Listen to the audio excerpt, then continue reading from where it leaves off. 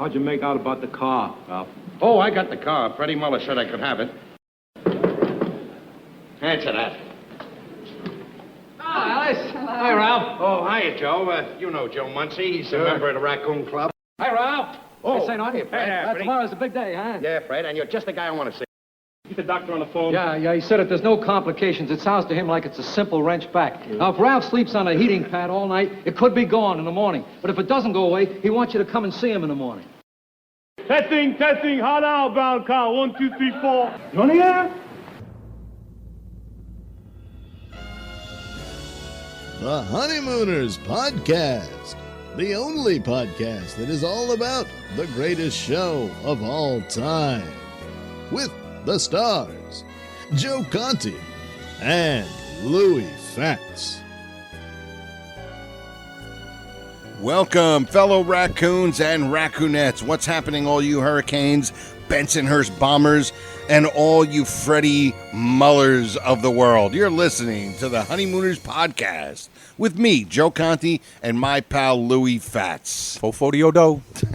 The only discussion-based podcast all about the greatest show of all time. We record in the Non-Productive Studios, Clifton, New Jersey, and if you want, you can subscribe wherever you subscribe to your podcast. And if you're on iTunes, give us a 5-star rating and leave a review.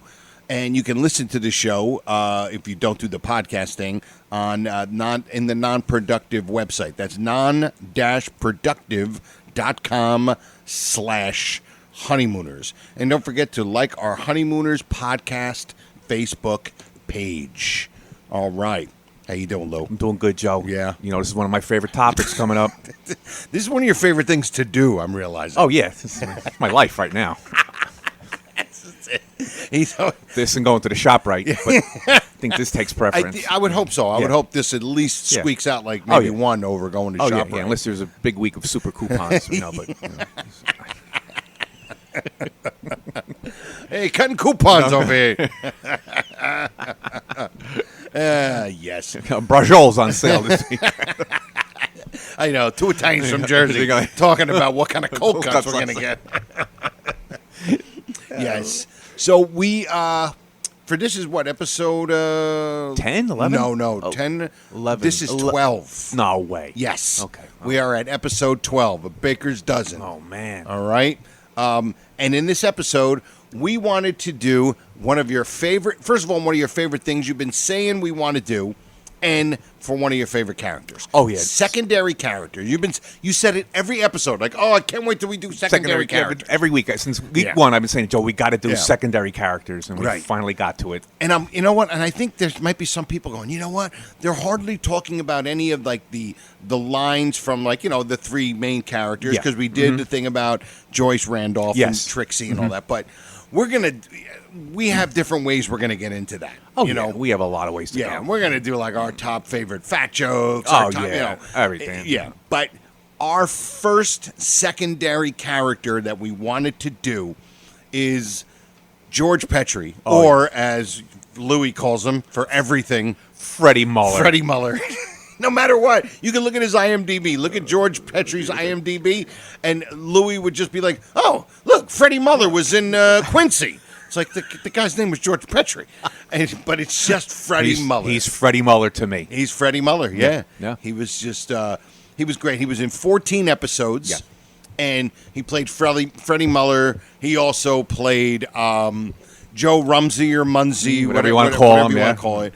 And then he played some big scenes. Yeah. He was, first of all, the voiceover, right? He did voiceover. He did voiceover. Yes, he did. He did the voiceover for Captain Video. Yes. And he also did... To the moon and Pluto. Pluto and the moon. Pluto, yeah. And the moon. Go to Pluto and then backtrack. Come back to the moon, yeah. The farthest planet. The closest moon. Yes.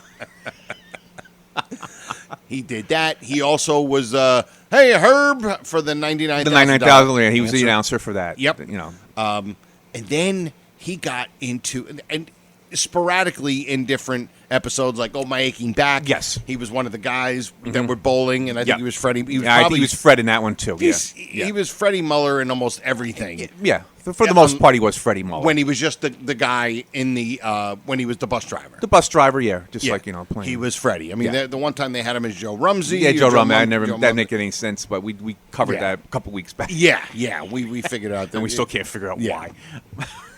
But before we get into this, we got to do our trivia question. Oh yeah.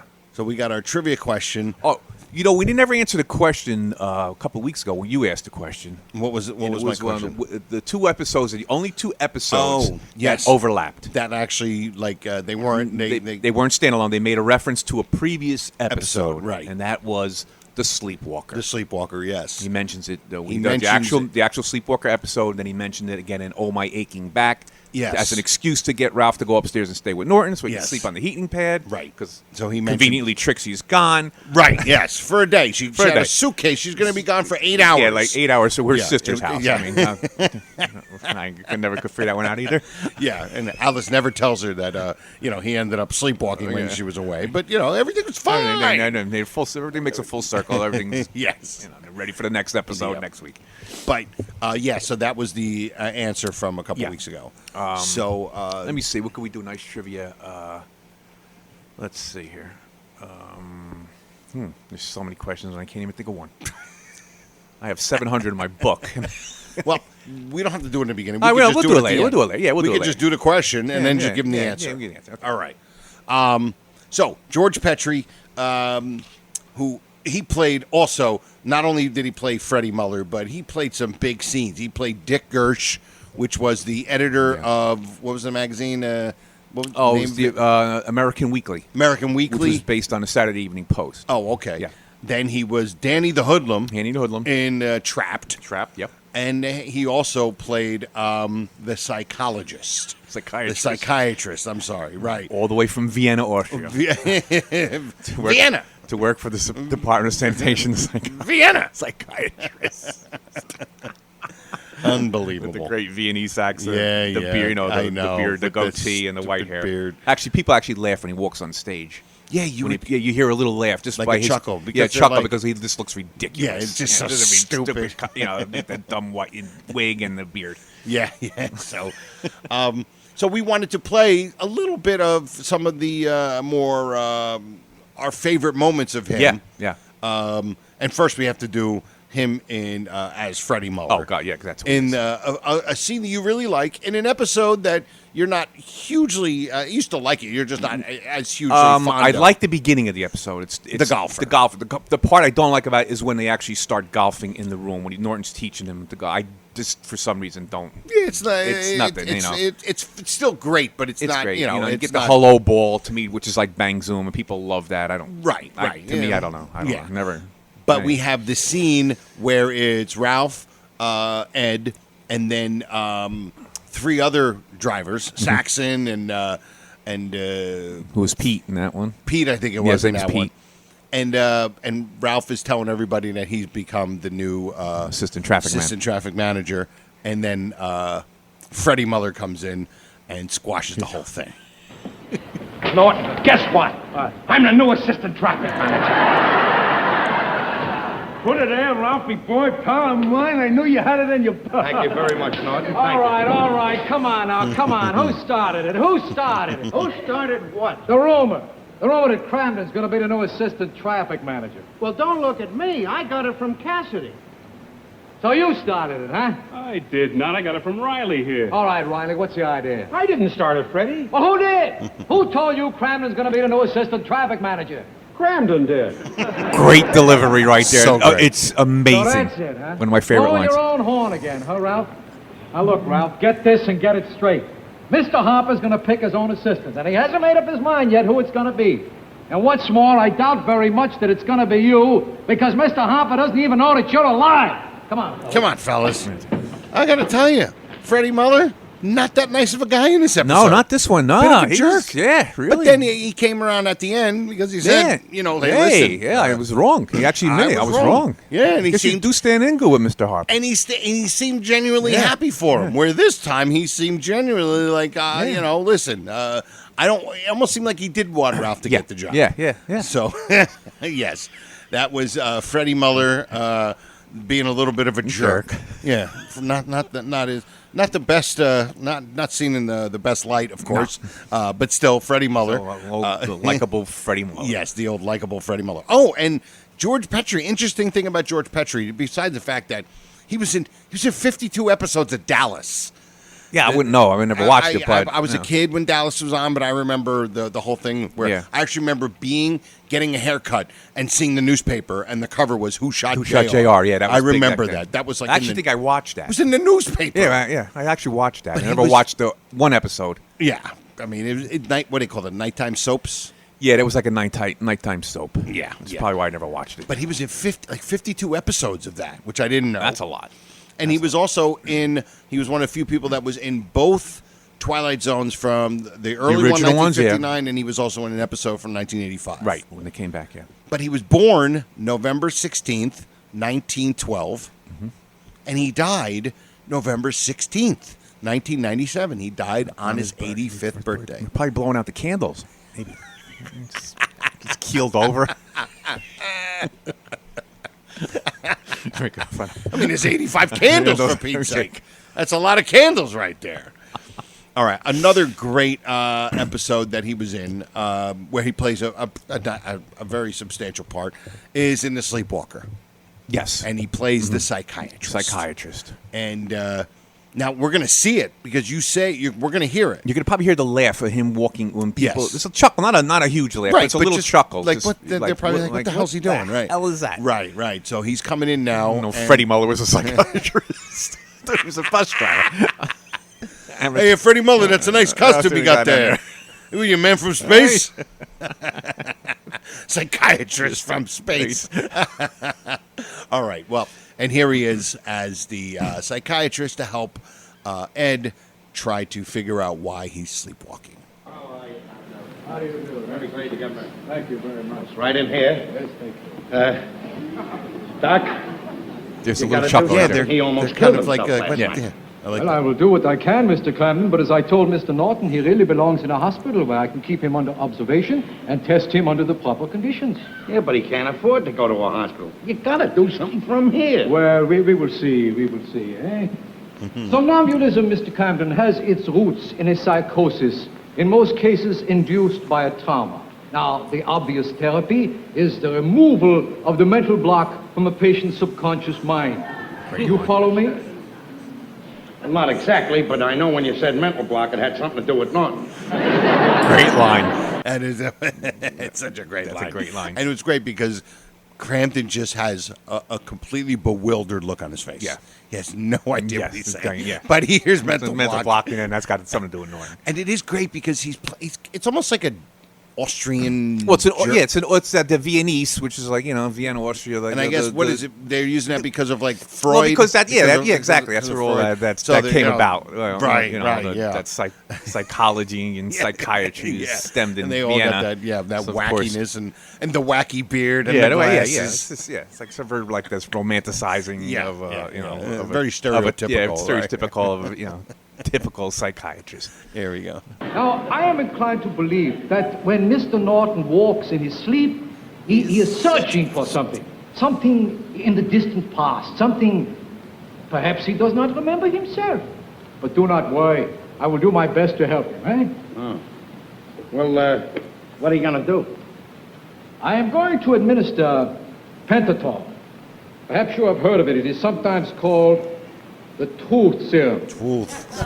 Now, when Mr. Norton is asleep, the mental block to his subconscious mind will be cleared, and perhaps then we can find out what it is he is searching for. Oh, I get it, Doc. You find out what he's searching for, Then after you find that out, you get him what he's been searching for, and then he doesn't sleepwalk anymore. Exactly. Excuse me, Mr. Penn. Boy, medicine is remarkable. Now, I love that little Mr. subtle. Norton, I'm going to give you this injection. It will not hurt, so just relax, eh? I don't want to inject you into And you know what's great?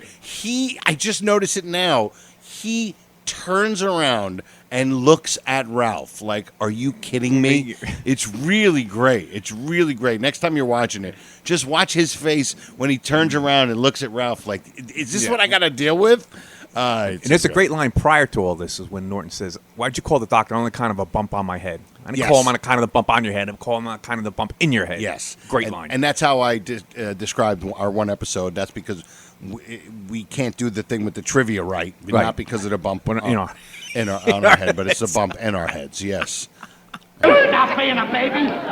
Let them give you the injection. They give it to little kids and nothing happens to them. I love the way Ralph looks at it.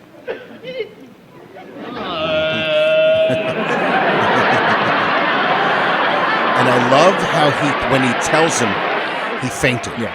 Because he almost loses his accent. Yeah. Just kind of say, he's stupid. You fainted. You fainted. Are you all right? All right. You fainted. All right. Steady now, Mr. Penn. Steady now. What happened? You fainted. Yeah, it's Freddie Muller right there. Excuse me.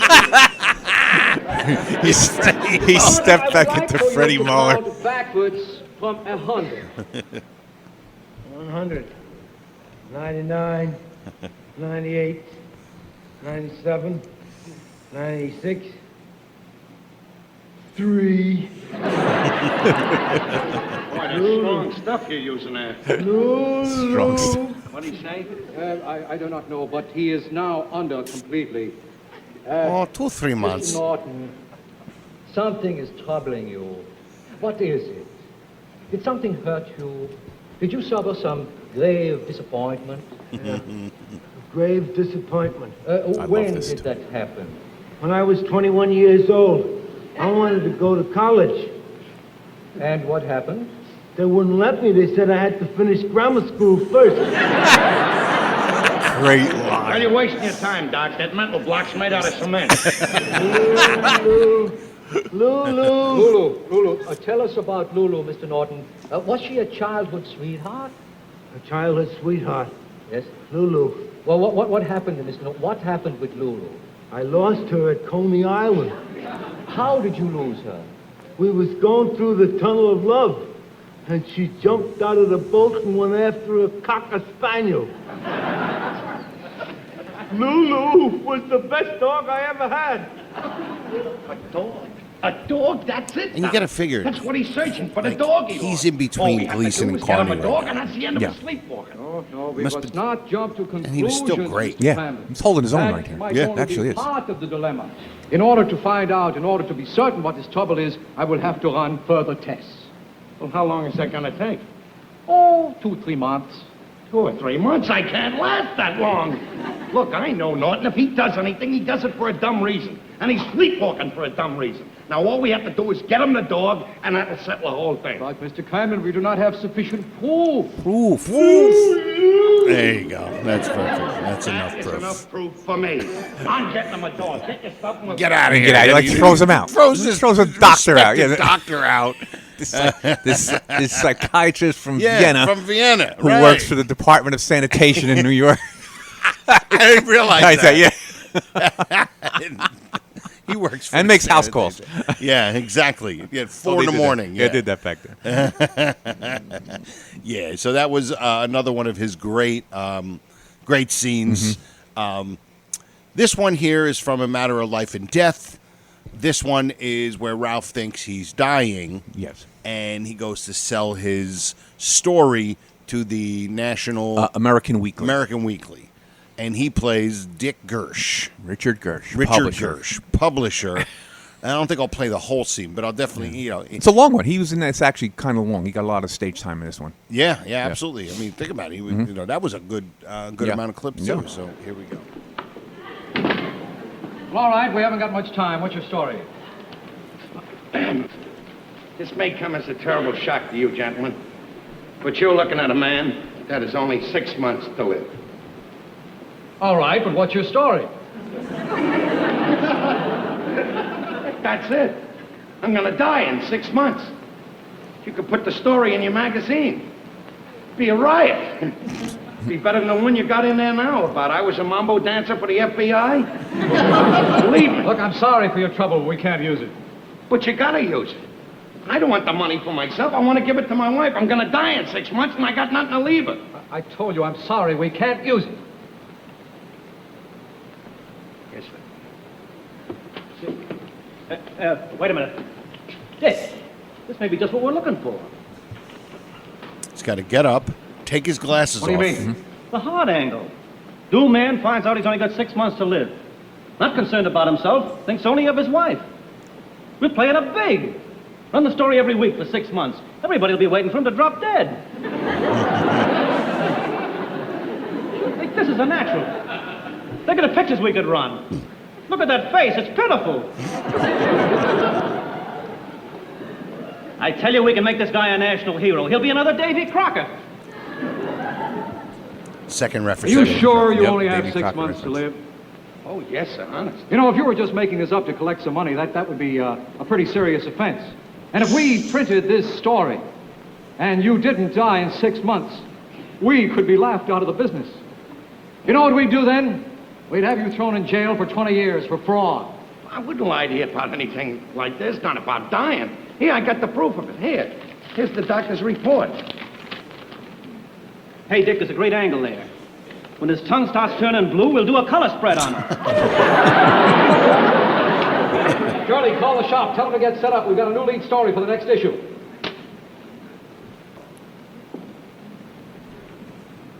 So cruel what he says here. Well, we're going to do your story, Mr. Cramden. Thank you. Right up to the minute you drop dead. Terrible. Oh, here's my. I could put my trivia question right in here. Okay. What was the name of the veterinarian that gave him the letter for Ginger for the dog? For the dog, Yeah. Ginger. You know the vet. Oh, yeah. I can't think of Yeah. it. All right, Oh, there you yeah. go. Think about There's it. a question for the... Ponder that. Yeah. While we the, go through the life of Freddie Muller. Life and times of Freddie Life and Times of Freddie Muller. That's right. That might be the good name of the episode. Episode, yeah. The Life and Times of Freddie Freddie Muller. And now this last one, which it's not one of, I mean, he did 14 episodes, but this one is when he plays Danny the... They call him Danny the Hoodlum. The Hoodlum. He's Right, the that's gangster. what they call- Yeah, gangster or Yeah. whatever from the 50s. Yeah. And it's him and Bibbo. Yeah. And it's the episode Trapped, of course. And you actually noticed that he has a flub. A little flub in there. Little flub in there, right? Oh yeah, I love my flubs. Yeah, you do. We got a little hammered from one of our listeners about the one episode about the flubs that we did so far. Because they weren't really flubs; they were just like little timing gaps things. here, like gaps in and gaps in the action. We got hammered. Yeah, like, somebody hammered You us. call those flubs? They're like, Well, this is just the start of it. I Yeah. mean, we're going to do a thing. I think when we have like a shorter episode, yeah, we're gonna throw in some flubs. do a flub here and there. We always do Absolutely. flub of 'Cause the they were week, so- Yeah, like flub of the week. Yeah, absolutely. So this is where Danny and Bibbo come in the house because Ralph seen them robbing a bank. That's him. That's the guy.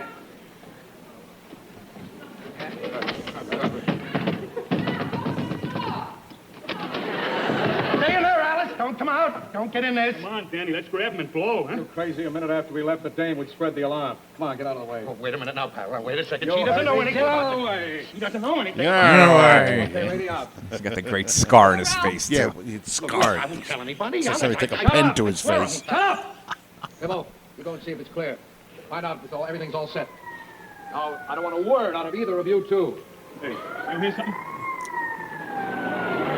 That Barney pulling away. Come on, look at the car. Hey, there's something wrong. Hey, Danny, it's the cops. Cops? Yeah, a patrol car just pulled up. Did you talk to the cops? Oh, all right. The truth! Hey, wait a minute. I wouldn't say anything. One of those The cars truth. is coming up this way now. Hey, look, we gotta blow this joint. The roof, we can beat it across the roof, huh? Wait a minute, Barney. Just get hold of yourself. They found out about this guy down in the pool room. Those cops don't know nothing. They're coming here for information. You ain't giving it to them, mister. If they come in here, you know nothing. You don't say one single word, or else she gets it. Okay, Dibble, take her inside. Dibbo? Now, just Dibble. remember what I say. One But then word. it sounds like they said Bibbo. I used to think it was Bibbo. It's Dibble. Dibble. Yeah. Oh, okay. He seems to know a lot about the law. He knew that they were just coming for information. Cramden, I don't know anything. Cramden. This guy's great. This Yeah. guy's Police great. department, Mr. Cramden. I don't know nothing. Thanks Look, for you're in a nothing. bad spot, you know that? I'm going to tell you just what I told your pal down at the pool room. Your safety and your life is in danger if you don't give us a description. I didn't see anything. These fellas are killers. They shot the night watchman. I don't know anything. You don't know anything, huh? All right, I'm going to give you a break. I'm leaving a policeman downstairs to look after you overnight. But if you don't tell us what you know by morning, you're on your own. If you're not a witness, you're not entitled to police protection. And thanks for nothing. Welcome. Welcome. I didn't tell him anything. Alice, He's gone. Sure, he's gone, but what about the other copper that's waiting downstairs? What about him, huh? Nothing. He'll be gone in the morning. But we can't stay here all night. Why not? We got the police protecting us. Please, go away. We won't say anything. look, I just proved to you I wasn't going to say Shut anything. up! Look, Danny, what about Marty in the Don't car? worry huh? about Marty. He was smart enough to duck. When the cops showed, he'll come back when they're gone. Look, Don't you? I don't like this. I don't like the idea of staying here all night. I didn't ask you what you liked. Please, will you go away? All right, stick him up. Get him up. Who is it? Hey, Marty, have you got my water pistol in there? The kid's great. Yeah. That's Johnny Benson, right? Not Johnny Benson. No, it's actually, I think it's Tommy Monacotti. But he was also Johnny Bennett. Johnny Bennett. Tommy right. Bennett, yeah. Johnny Bennett. Same Johnny- actor, yeah. played both kids. Yeah, he played 3 kids, I Yeah. think. Yeah, Tommy. Thanks, Mr. Cramden. Very welcome. That's great. Hey, look, Danny, let me give him a waking over, huh? No. Another stupid move like that, Cramden, you'll get the worst beating anybody ever got in their life. There it There it is. is. There's the Sample, flow. huh? But- Sample, huh? Ralph, please tell him that you'll do anything. You're Now worth look, booting you and beating. two are sitting down. You're not making a sound or a move from here in. If you try anything, I ain't stopping Bibbo. Now sit! Answer that. Who is it? It's me, Ralph Norton. What do you got the door locked for? My friend from upstairs. You'll get rid of him the same way you did the copper. The copper. Come in, Norton. There, Ralphie, boy. Why would you get the door locked? You're pale and you're shaking. Those bums are 1,000 miles away from here. Why don't you go home now? What do you mean, why don't I go home? Those guys ain't got any courage. They're not going to stick around here. They'll run like rats. Go ahead out now. Huh? I say get out. Get out. What's the matter, Ralph? You got a twitch? Get out. You act like a guy that's got his gun in his back. Will you get out of here? Look, I come down here in good faith to fix the pipes, and that's just what I'm going to do. We don't want any pipes fixed now. You can come on down tomorrow and fix all the pipes. Oh? All the pipes pipes. in the pipes bedroom out here. and the tomorrow. good pipes that need fixing inside the bedroom. Tomorrow. I'll take a look, see. No, you can't go in there now. Alice is in there. She's getting dressed. You can come down and fix those 2 pipes tomorrow. Tomorrow. Oh. Well, okay, like you say, if there's a better time, I'll come down and fix the pipes tomorrow. Bye. So long, Norton. Hi, Ralph. Hey, pal. Okay. Hey, hi. Get rid of him. Okay, now lock the door. Yes, sir. Yes, sir. Hey, I was just thinking, there's only one pipe there that needs fixing.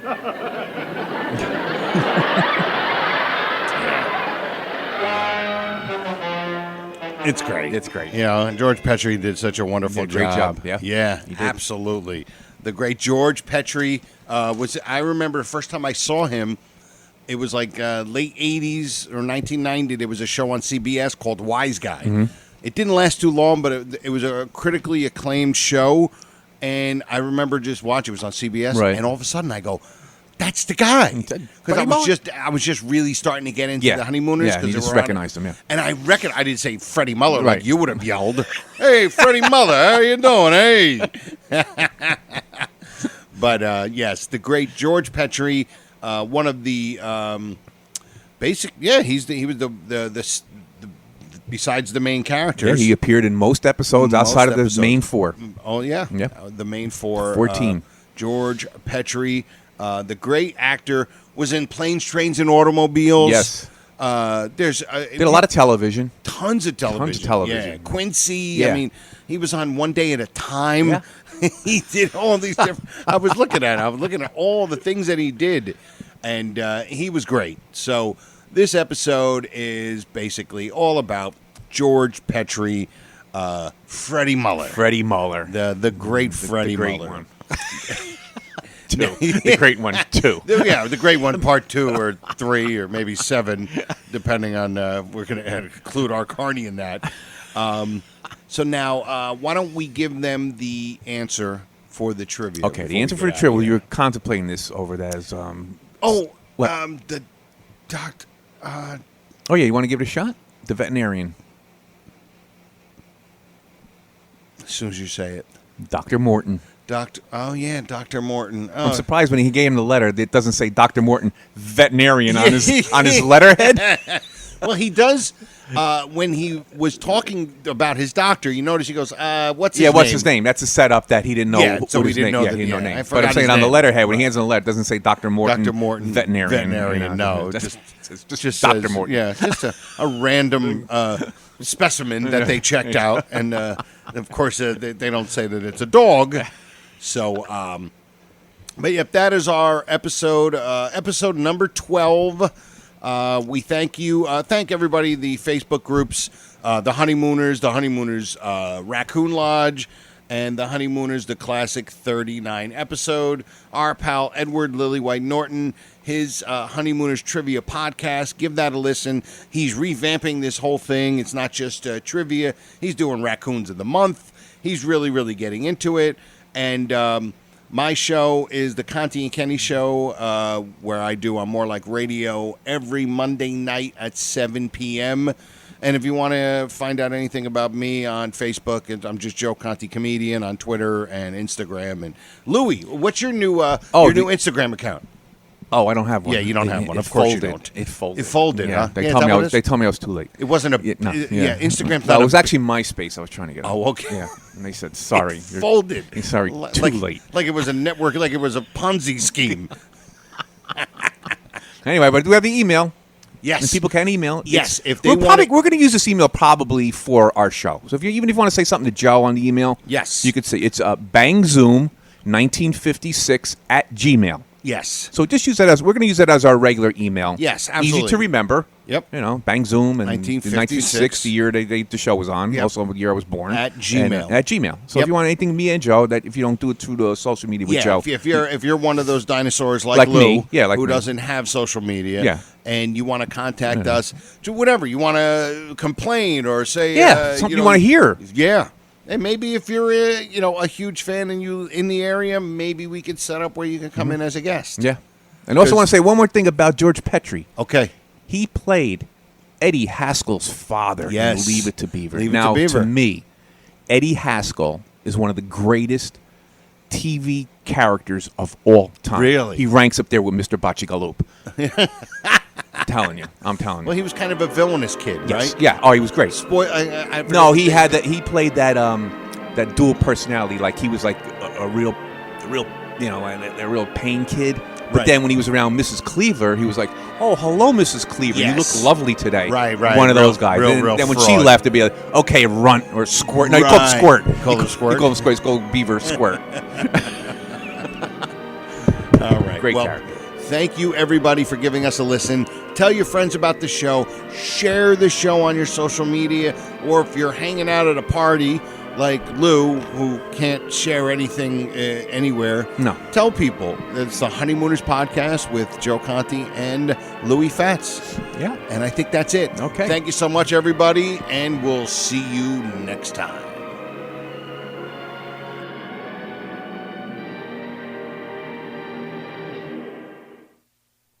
Good night. Good night. you. Good night. We'll have to do this again real soon. How about tomorrow night? This has been a non-productive media presentation. Executive producer Frank Hablawi. This program and many others like it on the Non-Productive Network is distributed under a Creative Commons Attribution Non-Commercial No Derivatives license. Please share it, but ask before trying to change it or sell it. For more information, visit non-productive.com.